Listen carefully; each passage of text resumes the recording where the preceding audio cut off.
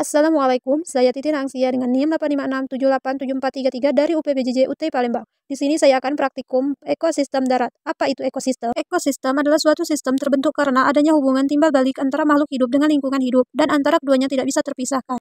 Ekosistem terdiri atas komponen biotik dan abiotik. Komponen biotik terdiri dari produsen atau tumbuhan, dan konsumen atau hewan, serta dekomposer atau pengurai. Sedangkan komponen abiotik terdiri atas bahan anorganik, dan iklim. Dari cara terbentuknya ada dua jenis ekosistem, yaitu ekosistem alami dan ekosistem buatan.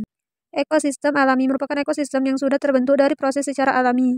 Sedangkan ekosistem buatan merupakan ekosistem yang sengaja dibuat oleh manusia dengan tujuan untuk menjaga keseimbangan hidup di dalamnya.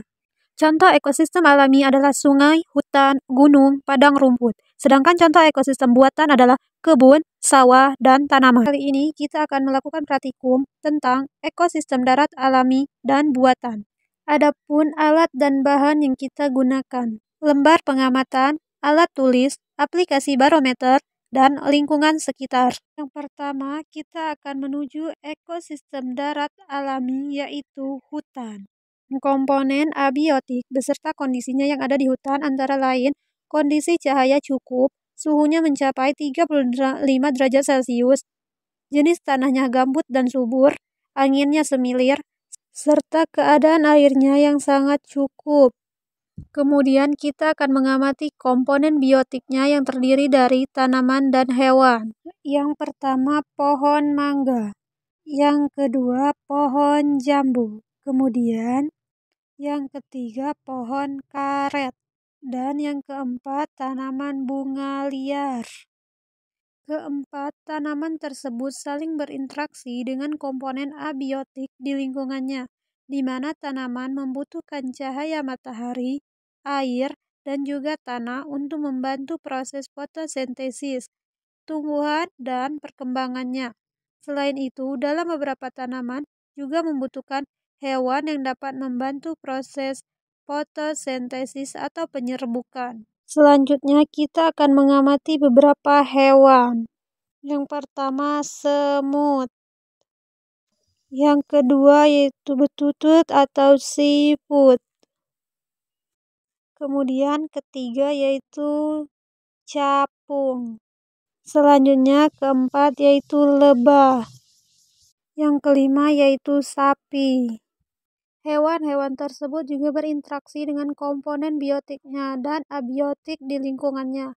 Mereka membutuhkan air, oksigen, dan makanan untuk terus bertahan hidup dan berkembang biak. Dalam hal ini, tumbuhan sebagai produsen dan hewan sebagai konsumen. Selain itu, terdapat juga dekomposer atau pengurai. Mereka adalah makhluk hidup atau organisme yang memperoleh energi dengan cara menguraikan sisa-sisa makhluk hidup lain yang sudah mati. Nah, di dalam ekosistem hutan ini, pengurai yang ditemukan yaitu jamur, cacing. Kemudian kita menuju ekosistem darat buatan yaitu kebun. Komponen biotik yang akan kita amati meliputi cahaya. Terlihat cahayanya cukup, suhunya mencapai 30 derajat Celcius, anginnya cukup, dan kondisi airnya cukup. Adapun komponen biotik yang kita temukan pada ekosistem kebun. Yang pertama yaitu pohon pisang. Yang kedua, tanaman cabai.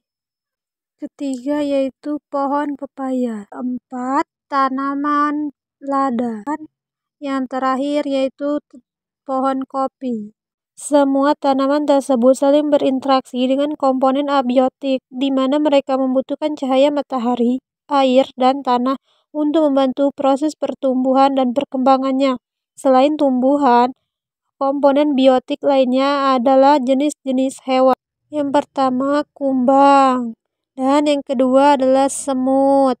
Kemudian yang ketiga, kadal. Dan yang keempat, burung. Hewan-hewan tersebut juga saling berinteraksi dengan komponen biotik dan abiotik lainnya. Mereka membutuhkan oksigen, air, dan makanan untuk bertahan hidup. Adapun dekomposer atau pengurai yang ditemukan di kebun adalah jamur dan cacing. Kesimpulan, itulah hasil dari pengamatan saya tentang ekosistem darat alami dan buatan. Thank you. Bye-bye.